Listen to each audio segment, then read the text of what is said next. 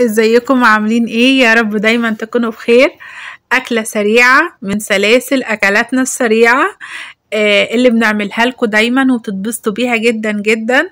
علشان انا عارفة الشغل وعارفة الدنيا هنا في امريكا صعبة قوي، فالناس بتبقى محتاجة حاجات مختصرة وسريعة. علشان كده انا بعمل لكم الحاجات دي، لان أنا برضو بعملها لنفسي ومحتاجاها في بيتي، فبنعملها مع بعضينا. تمام. اول حاجة عندنا المكونات بتاعتنا، عندنا بصلة وعندنا بطاطس هي صغيرة، لو عندكم اكبر اوكي، بس هتشوفوا هنقطعها ازاي مع بعضينا. هنقطع البصلة ولا هي صغيرة ولا هي كبيرة، حاجة كده وسط.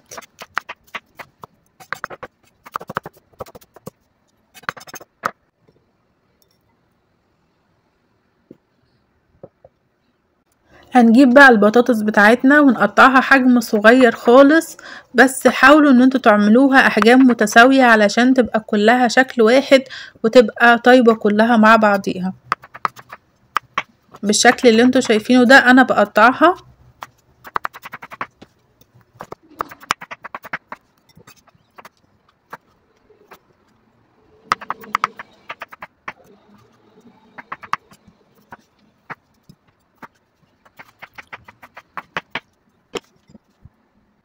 ده الحجم اللي انا عايزاه بالظبط، حجم كله صغير.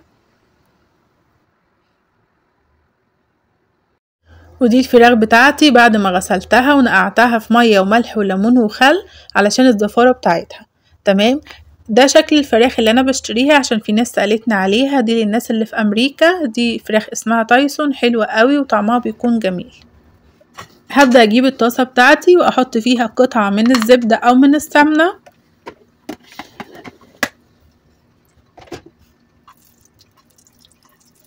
وهسيبها ان هي تسيح. عايزة اقول للناس اللي في امريكا، العلبة دي حلوة جدا جدا، انا بجيبها من والمارت او من اي مكان تقدروا تلاقوها فيه. بصراحة القفل بتاعها حلو قوي، قفل الغطا بتقفل حلو جدا، وكمان بتحافظ على الزبدة بتاعتي، بتخليها حلوة، ريحتها بتفضل فيها لفترة كويسة. انا هعمل فيديو ان شاء الله عن تسييح الزبدة، خصوصا للناس اللي في امريكا، ان احنا بنجيب مكعبات زبدة جاهزة وبنبدأ ان احنا نسيحها، اوريكم نعملها ازاي. دلوقتي هنزل بالبصل. فانا ان شاء الله الفترة الجاية هعمل لكم فيديو عن تسييح الزبدة وايه افضل نوع انا بجيبه. بصراحة بجيب نوع حلو قوي قوي. هبقى اعمل لكم الفيديو اوريكم شكله في الفيديو. وكمان في حاجة تاني، فيديو جديد هعمله لكم ازاي تزودوا كمية الزبدة بتاعتكم او كمية السمنة بتاعتكم، وازاي تعملوا الزبدة اللي هي نيوز بلاند دي، اللي هي طعمها بيبقى حلو قوي وكريمي كده، وطعمها زي ما يكون زبدة فلاحي فعلا. يعني في كام فيديو كده في دماغي، في كام افكار هعملها معاكم. استنوني واعملوا بس سبسكرايب للقناة وفعلوا زر الجرس عشان يوصل لكم كل الفيديوهات الجديدة بتاعتي. دلوقتي هنزل بالفراخ بتاعتي، هديها صدمة كده في الطاسة مع البصل.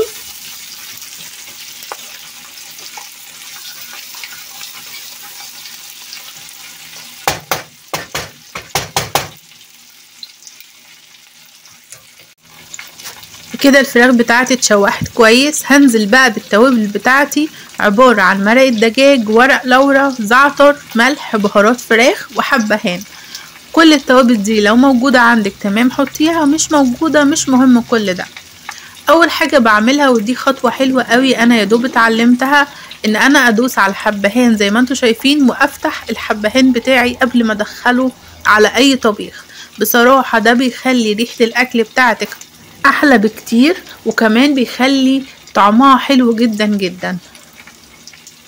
جربوا الخطوة اللي انا عملتها دي، وبجد هتدوقوا طبيخ طعمه حلو جدا، وكمان هتشموا الريحة هتلاقوها حلوة وفرقت جدا جدا معاكم، احسن ما بتحطوها سليمة. افتحوها زي كده وحطوها كده. تمام. انا نزلت بالبهارات بتاعتي بالمنظر اللي انتوا شايفينه ده، وهبدأ احرك الفراخ بتاعتي واحرك فيها التوابل علشان تتشوح كمان في التوابل بتاعتي، بحيث ان هي تتشرب بقى من التوابل وتتشرب من كل حاجة احنا حطيناها.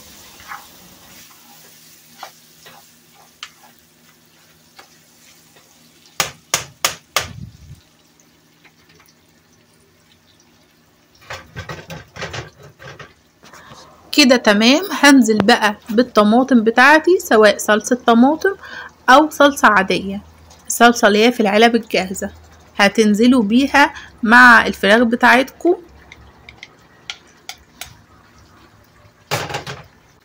هنقلبها تقلبتين ونسيبها تتسبك شوية. كده بدأت خلاص ان هي تتسبك معايا. هنزل بنص معلقة من السكر علشان تعادل الحموضة بتاعة الصلصة او بتاعة الطماطم. علشان ما تبقاش زعقة لازم ننزل بنص معلقة سكر علشان تخليها حلوة معانا.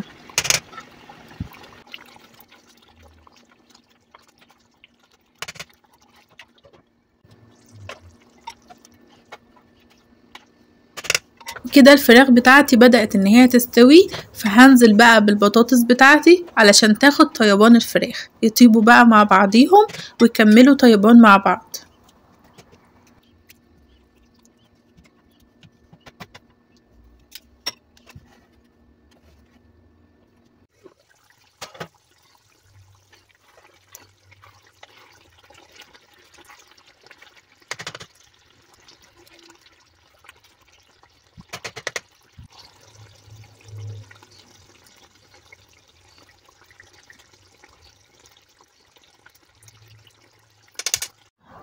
كده خلاص طابت وطلعتها.